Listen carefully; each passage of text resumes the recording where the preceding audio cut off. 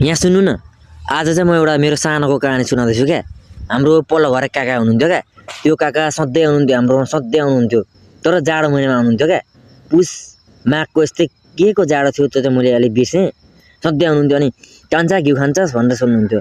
खान्छु काका ल्याउनु न भन्थेँ म। अनि जाडोमा घिउसँग भात खाउँ त भनेर भन्थेँ। अनि स्वम भात खान्थेँ म। घिउ र भात स्वम खान्थेँ। नुल्लो हुन्थ्यो। अनि काका घिउ त नुल्लो छ त भन्थेँ। अनि सानो दुइटा हुन्थ्यो क्या, यत्रो सानो पाल हुन्थ्यो क्या त्यो घिउ निकाल्ने ठाउँ। अनि घिउ निकाल्नुहुन्थ्यो, नुल्नु हुन्थ्यो। अनि काका घिउ त नुल्नु नहुनु पर्ने भन्थेँ म। जाडोमा घिउ नुल्ने हुन्छ, गर्मीमा हो क्या नुल्नु नहुने भन्नुहुन्थ्यो। अनि म चाहिँ स्वम खान्थेँ।